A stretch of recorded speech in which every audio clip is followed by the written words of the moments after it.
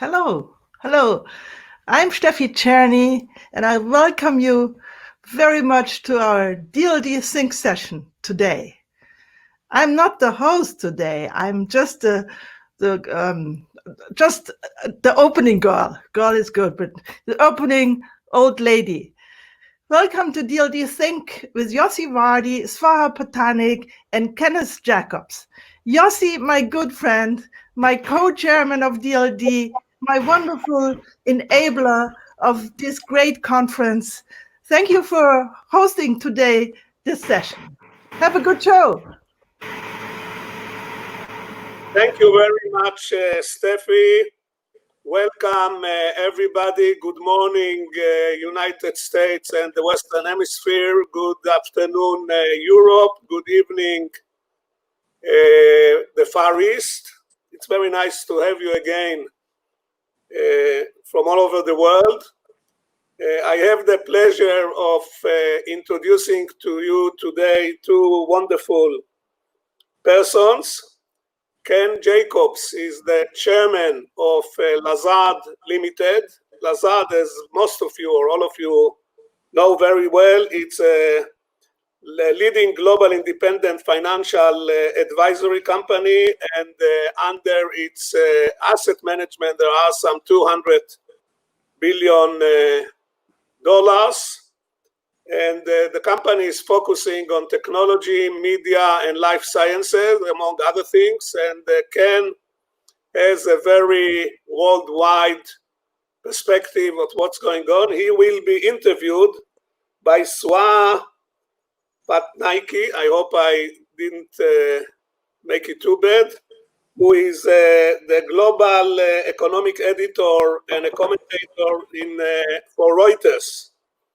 And we are looking very forward for exciting and interesting and educating hour. And I want to thank again Ken for joining our Luminaries series, and Swaha for undertaking the pleasant role of grilling Ken.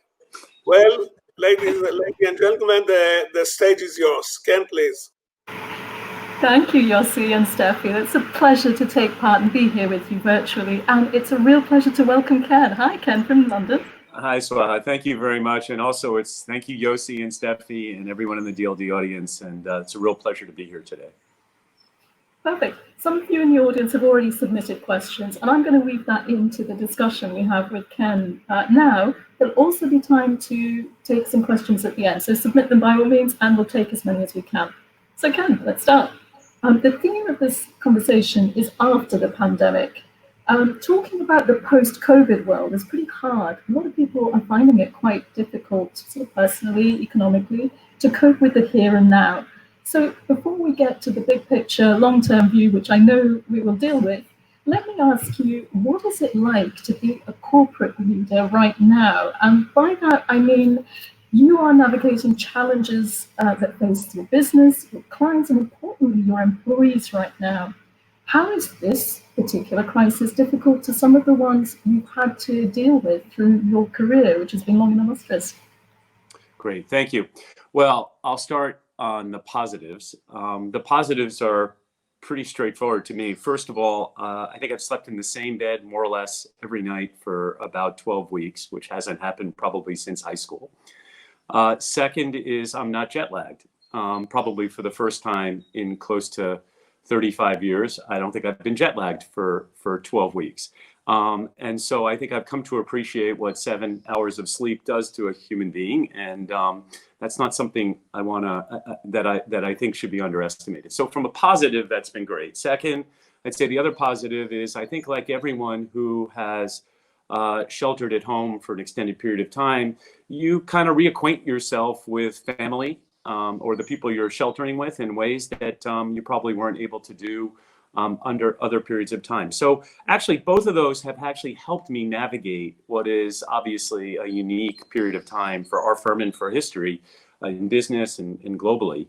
I think a lot of the stresses that come from difficult periods oftentimes get accentuated because you don't either have the right frame of mind, the temperament, the energy to deal with it. And actually, during this period of time where you're getting 7 hours of sleep at night, not jet lag, it's been a lot easier to focus. And frankly speaking, between that and the really heightened level of communication that we've been able to put in place at Lazard and also with our clients, I think actually it's been surprisingly, I wouldn't call it the word easy, but manageable to navigate.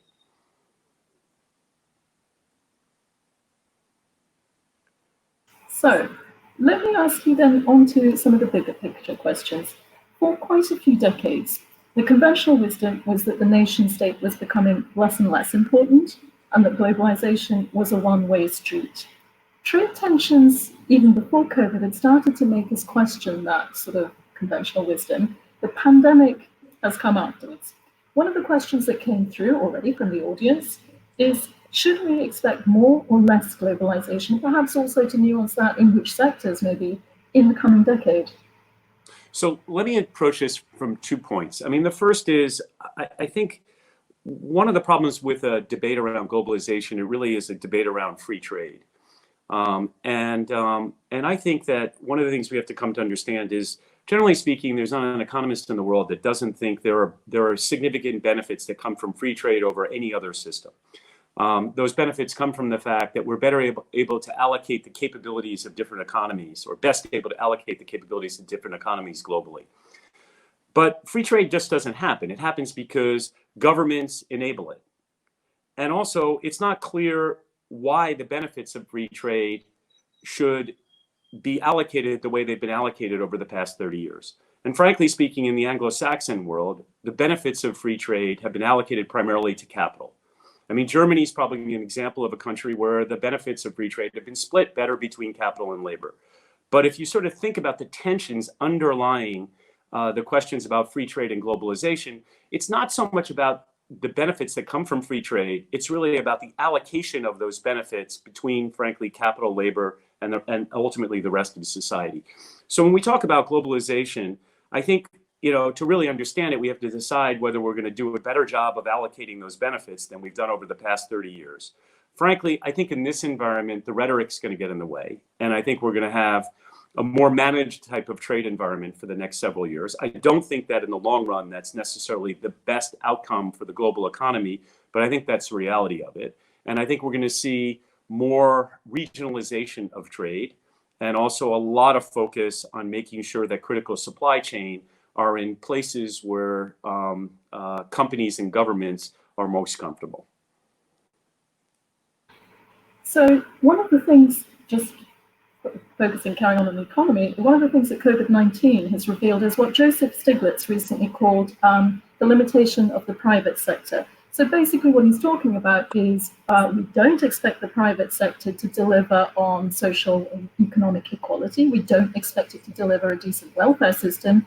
We do expect it to rise to the challenge when there's a surge in demand for goods as basic as masks, let alone ventilators. That didn't happen in several developed countries. So as one member of the audience has asked, how concerned should we be about onshoring, about making supply chains more resilient, and perhaps being self-sufficient in things we didn't think we needed to produce until now? Well, look, I think the first thing that we need to do, and I think Stiglitz's point is spot on, is we need to be really candid with each other about what the market is efficient at pricing and what it isn't efficient at pricing. And I think the pandemic has probably laid bare that the market is very inefficient at pricing tail risk and very inefficient at pricing goods that you have a difficult time valuing over a longer period of time. I mean, the best example is really climate, but that wasn't the question here. I think that increasingly we're going to, like always, we tend to fight the last war. And so we'll probably focus on the things that most immediately went wrong in this pandemic, masks, PPE, certain types of drugs. I'm hoping that what we can do is expand that discussion to include things that are tail risks for the future. I mean, antibiotic resistance is one that jumps out at everyone. And so consequently, building up capabilities around antibiotics is very important and way behind scientifically globally. And so I think one of the key questions for government, and this really comes back to whether or not you believe government has a role, which I think the pandemic has proven it does. Places where government has, there are places in the world where government has worked really well, and those tend to be the places where the pandemic has been most controlled. And there are obvious places like my country where the government hasn't, at least at the federal level, hasn't worked well, and that's where the pandemic is really rampant. And so I think we need to have a discussion around the role of government, how much trust we have in government, and it has to be around science as well. It has to be a science discussion. And a lot of that is about trying to identify the kinds of goods that exist in the world that the market can't price. And the things that the market can't price, either government has to do or government has to create a mechanism for pricing those goods. And I think one of the things, as you touch on, the governments are having to decide about this is also national self-interest and which industries will now fall into what governments call strategic when they want to actually get involved and, say, manage prices or what is happening in terms of patents and stuff. What industries, apart from the ones you mentioned just now, may fall into this strategic category as we go forward? Well, this is a question, again, it's a little bit of a rear view mirror in some instances. I mean, it's what was strategic for the crisis, but may not actually be truly strategic for the future. I think we'll see that around supply chain, particularly for some drugs. We will probably see it around supply chain for technology, parts of technology that's not related to the pandemic, but is related to the increasing tension that exists between the US and China. And I think science itself, unfortunately, may fall under this umbrella, which would be a real shame because the benefit, one of the great benefits of an open society, an open scientific community is you are never able to predict where a breakthrough is coming from, and collective action around a scientific problem always seems to be much better than individual action. And you don't know the collective that's going to create that scientific breakthrough. So I think that's an area that unfortunately is getting a lot of scrutiny, particularly in the US at the moment. And I think it's a really unfortunate outcome of all this. Yeah. So, I mean, up to the global financial crisis, again, staying with governments, the bailout of swathes of the banking industry, your industry, was followed by a lot more regulation of people who had taken government handouts. This time, government help's been given across the economy in some countries and across, far more sectors than we'd expect. Do you think state intervention will become more common and a prevalent factor, more so than we've expected? And also, does it open perhaps the door to things like higher corporate taxes, more antitrust regulation, and for citizens, better welfare protection? Well, we saw enormous intervention in 08-09 in the financial sector. It was, by any measure from an economic standpoint, a success. I mean, the economy's recovered. The financial sector did not collapse, but the impact of that on civil society has been dramatic and quite negative in terms of probably, at least in my view, giving rise to the populist backlash that we've seen across the West over the last decade or so. And really that comes down to, again, this lack of real discussion around the allocation of benefits that came from saving the financial sector.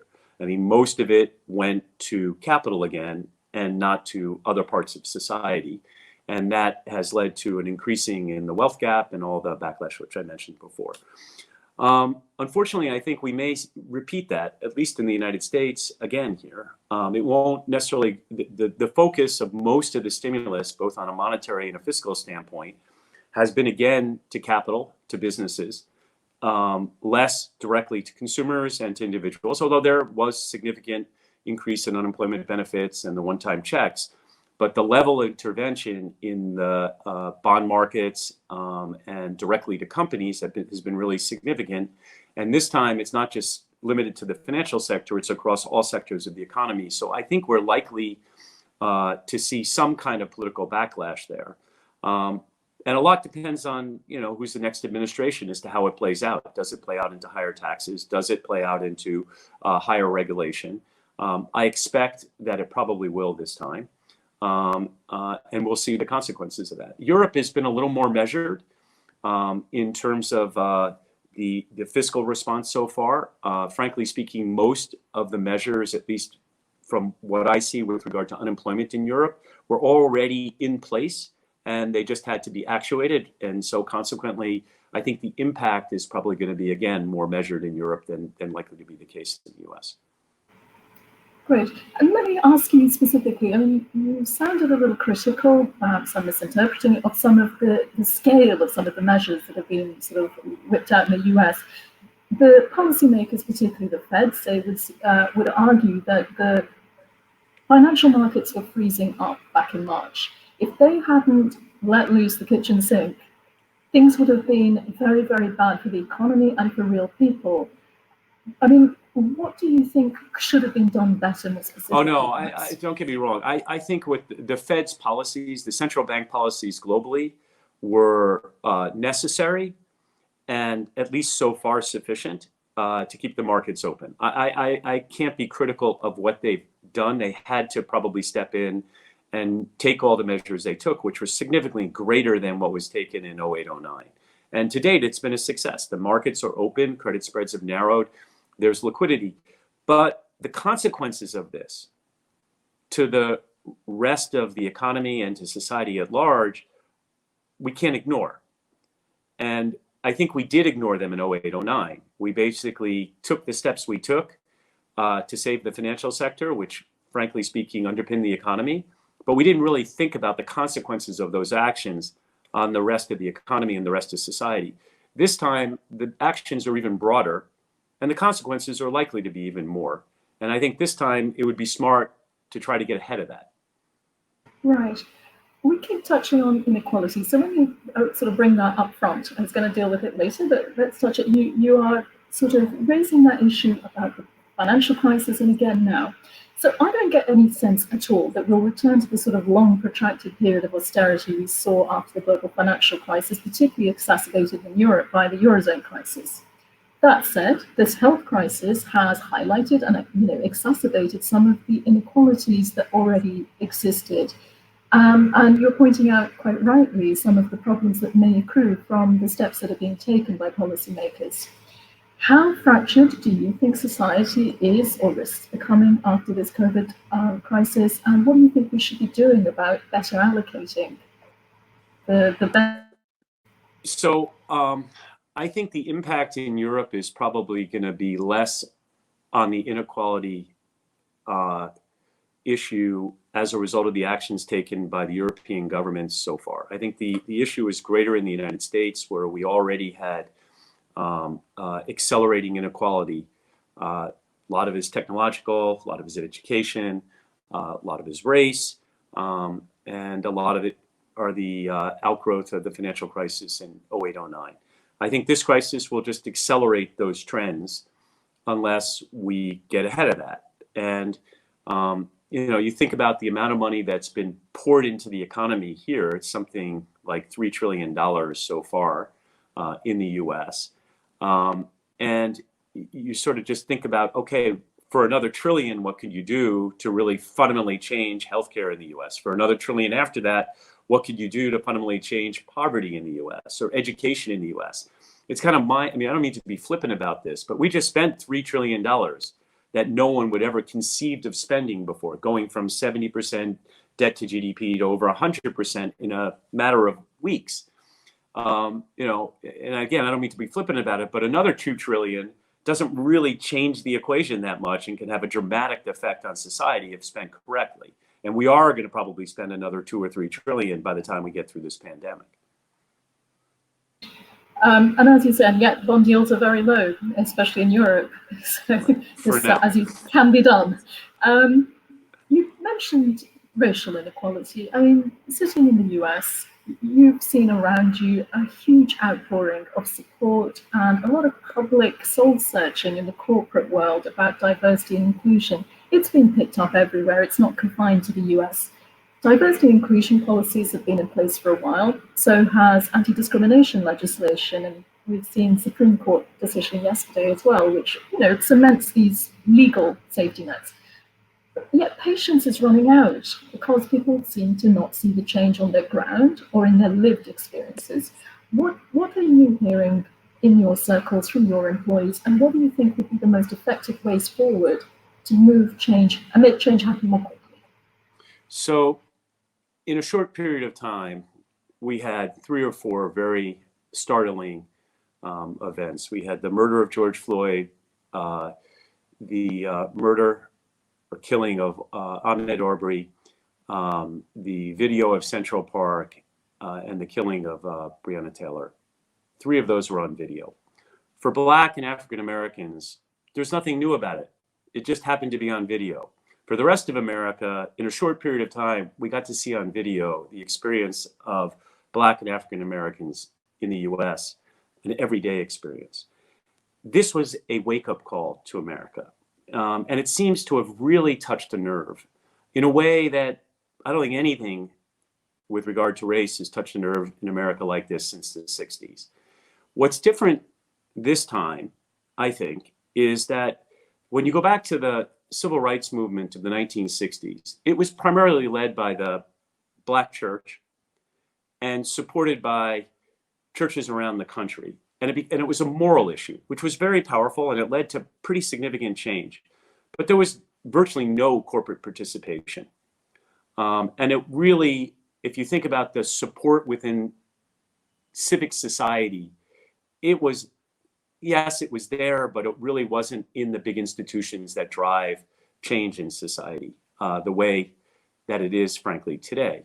Today, there's probably not a major corporation, I'm sure there's exceptions, where leadership hasn't come out and said something very, really front foot about racism in the United States. Redoubling commitments to diversity and inclusion in their own companies, donating money. What the next action step is much harder. But this is something which is now has the real powerful elements of civic society, corporate America, very much on the hook to address racial injustice, racial inequality in the US. We'll see if this persists, but that's very different from the 60s. And my sense is because of that, we have an opportunity for real change here. I mean, I'm encouraged by that.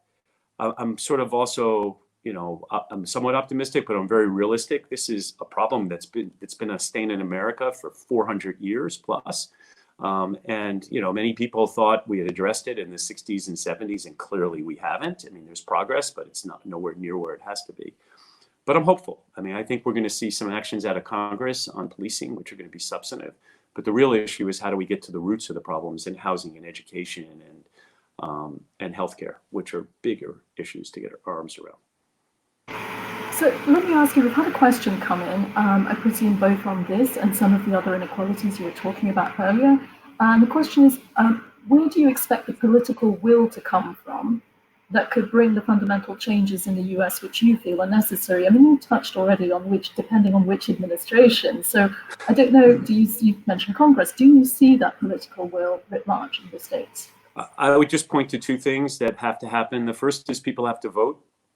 And the second is we need to really have a generational change in terms of political leadership in the US over time. In other words, it has to move from people who are in the baby boomer generation and beyond to the next generation, which are people in their 20s and 30s. That really has to happen. I think we're starting to see that. If you look at the protests over the last couple of months, or last several weeks in the United States, it started off a little violent, but it's been now largely peaceful, if not entirely peaceful, for the last several weeks, and it's been dominated by youth. And I think that's a very encouraging sign for the US. But I think everywhere in the world for this kind of change to take place, I mean, people have to get engaged as voters, particularly in the United States, and I think it has to be a generational change. Right. Let me turn back to sort of financial sectors, economies and stuff like that, and ask, given the interests of this audience particularly, more specifically about tech regulation.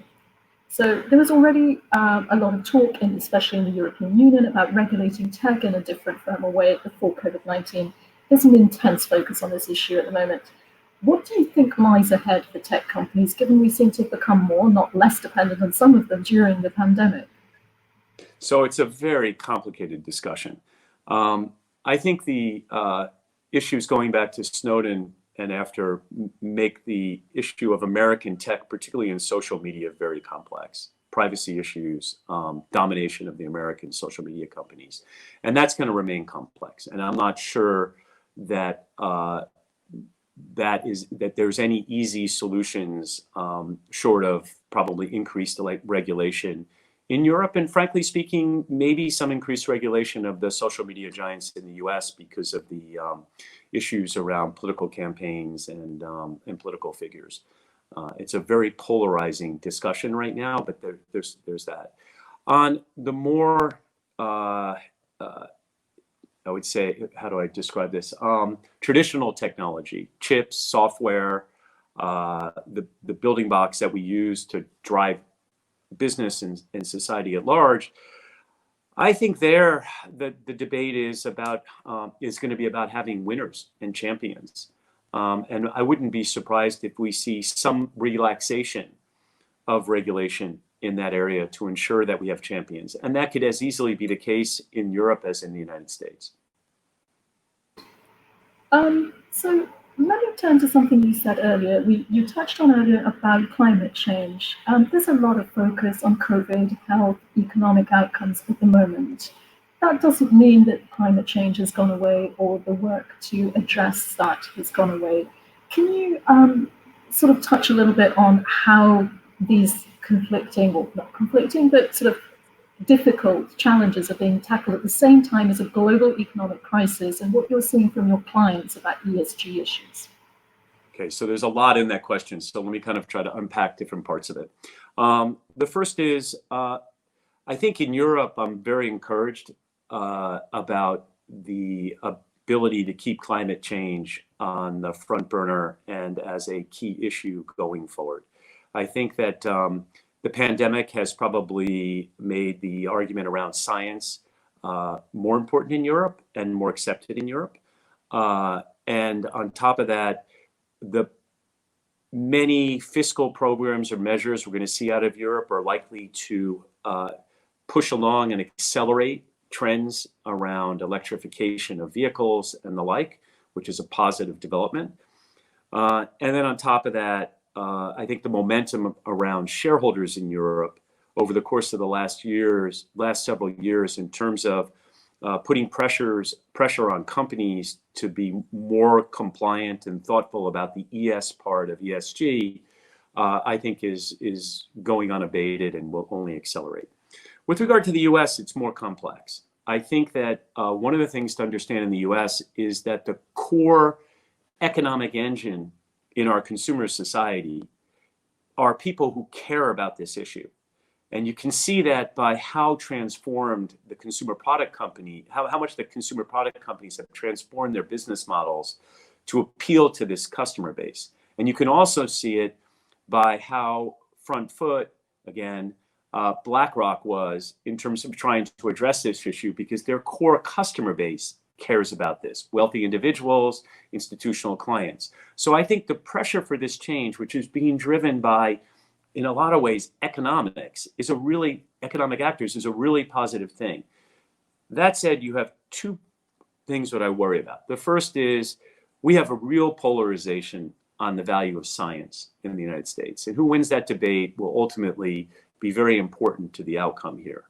And then second, of course, we have an election in November. And I think if the current administration wins this election, I think that's a setback. It's not a permanent setback, because I think this economic force that I was describing earlier is not going away. But I do think it's a setback. On the other hand, I think if we have a new administration, I think there's the possibility for fiscal actions which are very similar to what's happening in Europe now. Great. I mean, one of the things that's come out of it, and following some of the decisions by the current US administration on various issues on multilateral institutions, the use of the dollar in sort of in a weaponized way, if you like, almost. One of the questions that's come in from the audience is, what is the future of the US dollar as a global reserve currency? And perhaps if I can add on to that, I think it also probably incorporates what do you think of the Eurozone and the Euro's future, because you need a rival to the dollar if you're going to change your view on the US dollar as a reserve currency. So let me put those two to you. So that's a tough question, because there's a whole history of currencies that were reserve currencies and then at one point in time aren't reserve currencies anymore. And it's highly unpredictable to know when that happens. But when it happens, it's a devastating event for that particular economy and the world generally. And it generally happens pretty quickly. I think you pointed out something very important here, which is you do need an alternative. There needs to be another currency that can become the world reserve currency before that can happen. And we've seen that, with the pound, and before that, the guilder, and before that with others. There always is something to substitute. We don't have that today. Neither the renminbi or the euro are in a position to take that role from the dollar. But as China becomes a more powerful economic force, and as Europe becomes more cohesive, then there's going to be more pressure on the dollar than there has been historically. I'm not predicting or suggesting that the US dollar won't remain the reserve currency for the foreseeable future.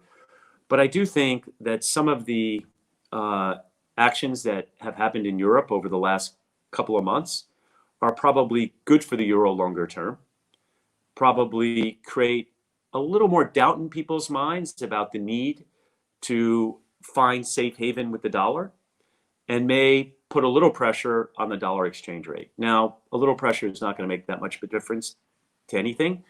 But if you start to see a lot of pressure on the dollar exchange rate, and you start to see a significant decline in the dollar, then the power of the Fed in terms of intervening in with monetary policy becomes questionable, and there's more pressure on many of the policies the U.S. is undertaking right now.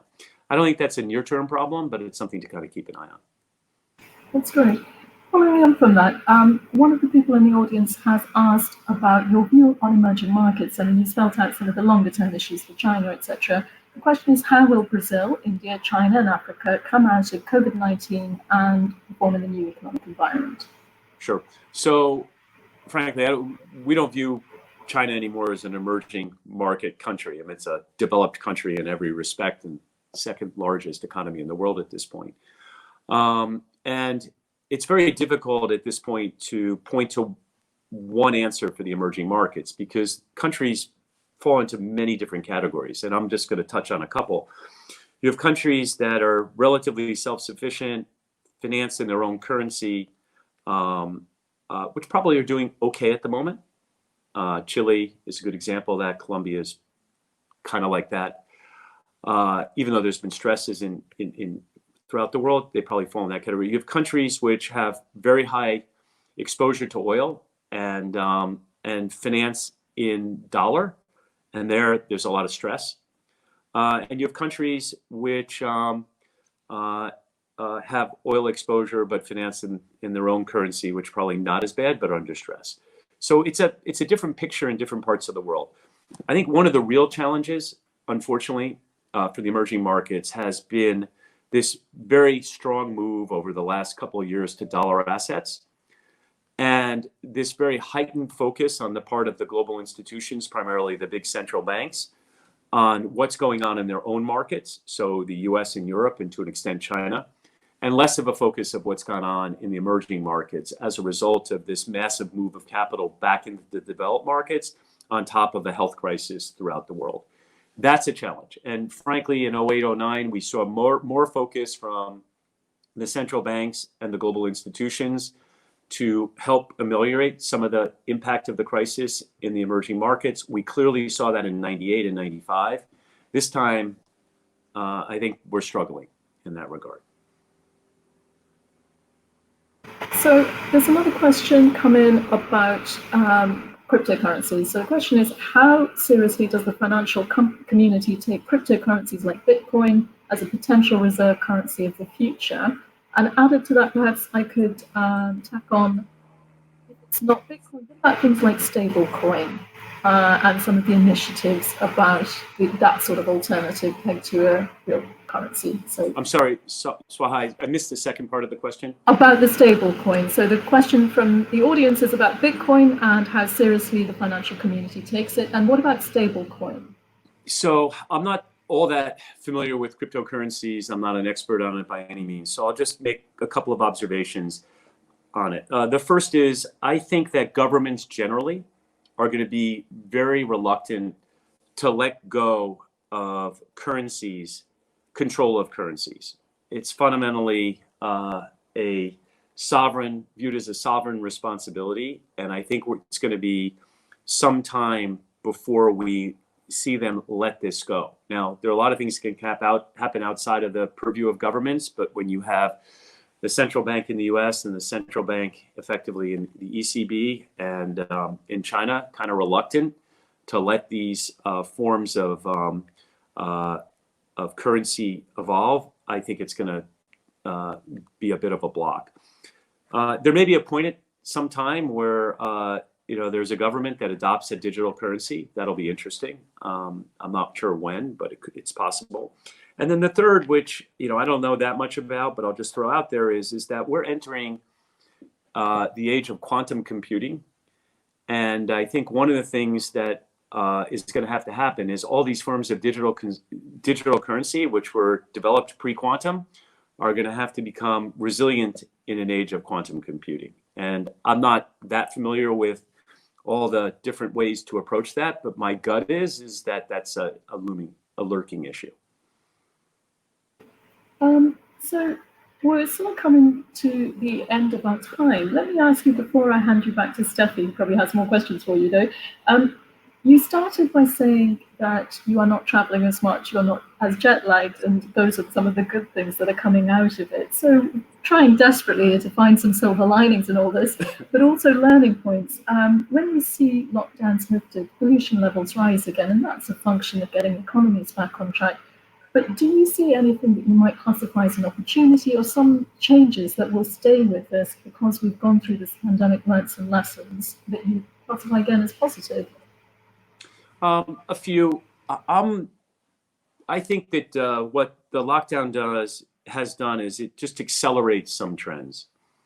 I'm not sure it fundamentally changes things, but accelerate trends. And I may put one asterisk on that. I think in Europe largely, UK is different from the continent, but I think in Europe largely, people are going to pretty quickly go back to not necessarily call it old habits, but traditional patterns of work, because cities are opening at this point, and I think there will be perhaps some more ability to work from home. But by and large, at least our experience so far is people are going back to offices, clients are going back to offices, travel is picking up, and you're talking only about 3 months interruption. The U.S. could be different in that regard, because the U.S. Travel is likely to be limited, at least domestic travel and maybe even international travel, because of the fact that we haven't got the virus under control in the US. It could be limited for up to a year or even longer. And at that period of time, it may have more of an impact in terms of how people travel and do business. That's my gut between the US and Europe. Accelerating trends, I think obviously video is a trend which was developing, but it's been accelerated. Part of it was technology has leaped forward. Not so much the technology of video per se, but bandwidth has improved a lot everywhere in the world over the last couple of months, which facilitates better video, which is going to facilitate better technologies. And I think this will only improve over time, and people get used to it. And I think, frankly speaking, in a lot of cases, people kind of like it. So that's one. Second is, I think telemedicine is going to leap forward, particularly in the United States. That's something which, its day has come. There's a lot of reasons why it can be very effective, and I think that's going to move forward very quickly. The one I'm really excited about, actually, is in the biopharma arena. I think that what's happening now in terms of research dollars being put into biopharma, after a period of time where we had a revolution in technology, because we were in the midst of a revolution in technology around biopharma. This huge amount of money that's going into this arena.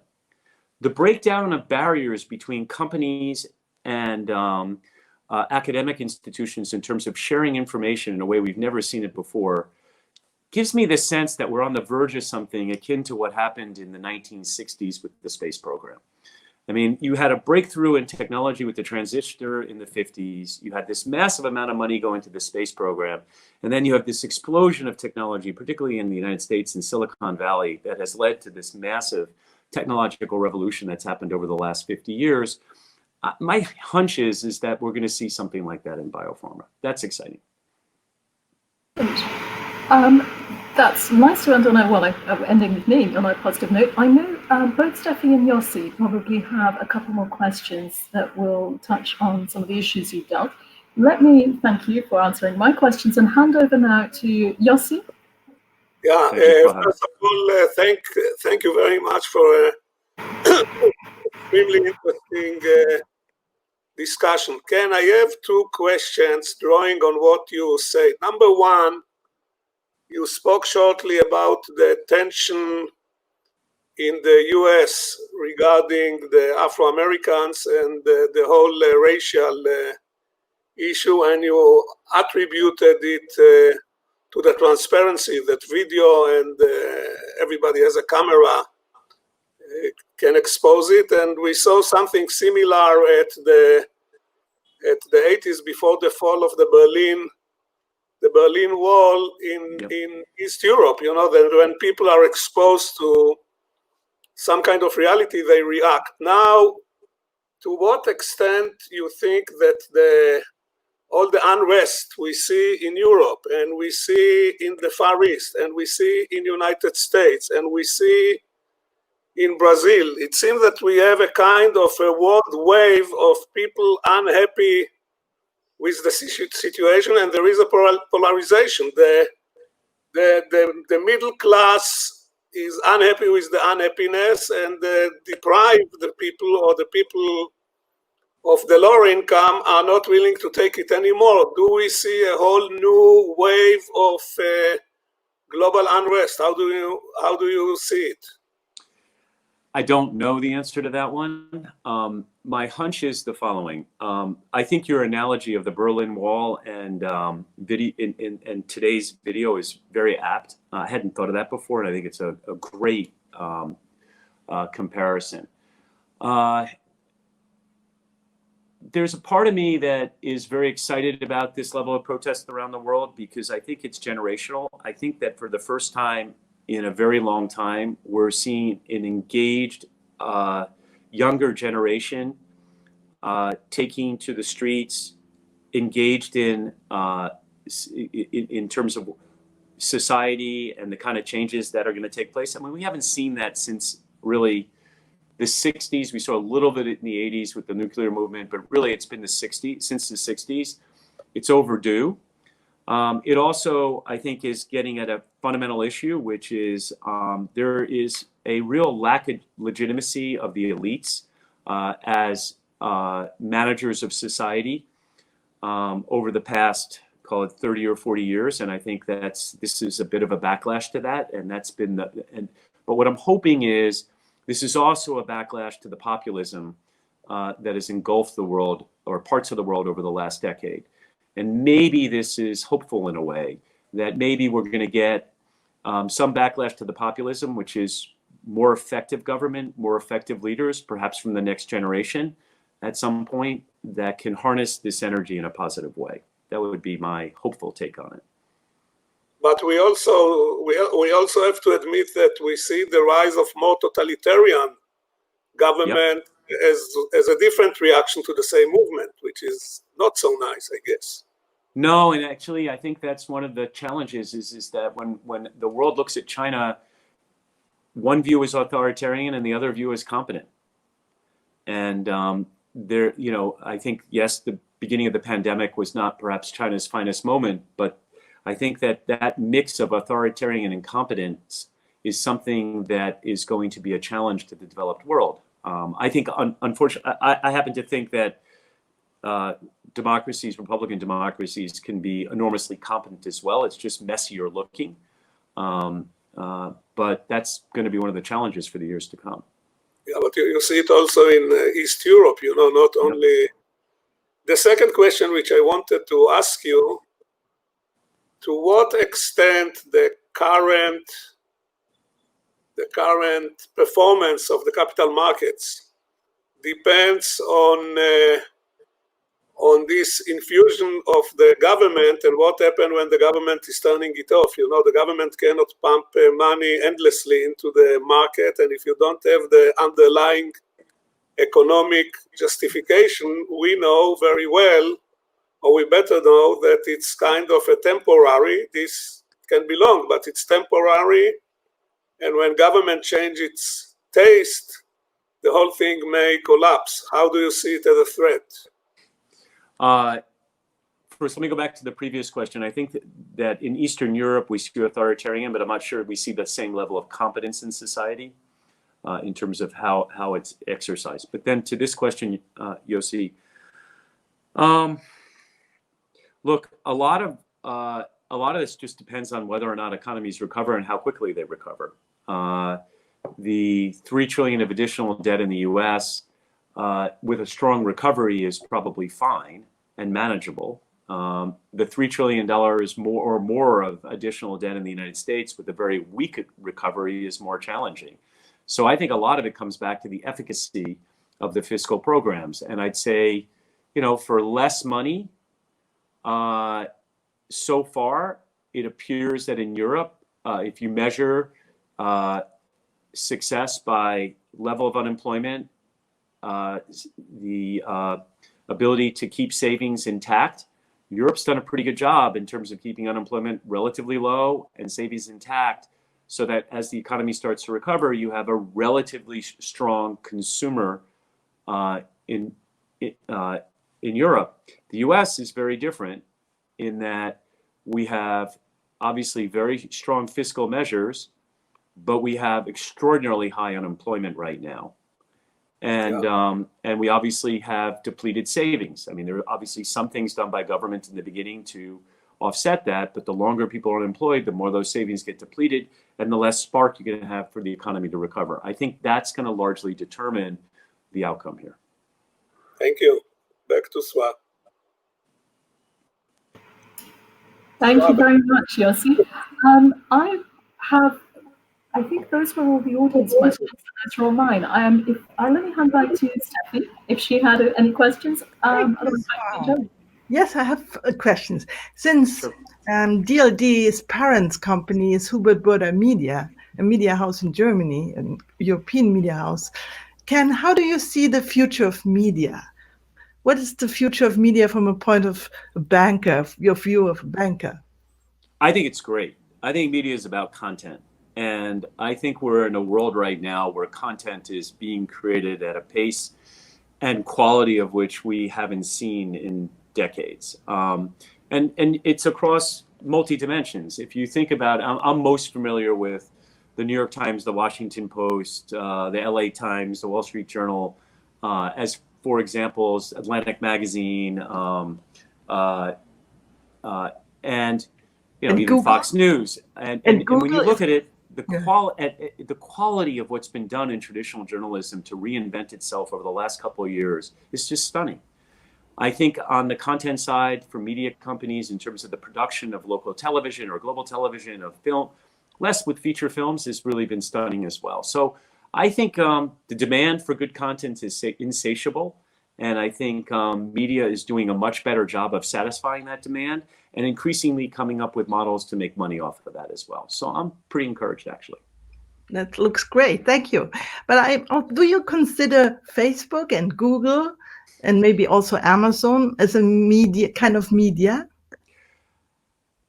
Partly. I mean, I think that in the case of companies like Amazon, some of the cable companies, some of the telcos that own media is a tool to drive other parts of their business. I think we're all the beneficiaries of that. But if you think about it, a cable company owns a media company to prevent cable subscription churn. A telco owns a media company like AT&T to prevent or lessen subscription churn again, subscriber churn. Amazon uses media as a tool to drive Prime subscriptions. Apple uses media to improve the ecosystem for Apple users. We're all beneficiaries of that. That means they're producing media in a way that, we're probably, not paying as much for it as we would otherwise. Facebook and Google are more complex. I don't really see Facebook in a traditional media role. I see them as a network that's trying to propagate growth. And so they're going to do, because a network like Facebook in its whole, with all of its different entities, has to grow. And media is just one tool to do that, I suppose. But it's not creating pure, real media content for that. It's aggregating. Google is a little different because of YouTube, and a little bit more complex in that way. Thank you. Would you say, Ken, are you an optimist? I am a, someone described me as a pessimistic optimist or a realistic optimist. I mean, ultimately, I'm really optimistic, but it comes with a measure of realism, I suppose. Right now, there are the graduation times. Many young kids had their graduation. What would you recommend them to do after graduation? Tough. My son has actually just graduated in a virtual graduation this weekend. So that's a very relevant question for me. I think if you can do it, do something which really engages you in civic society right now.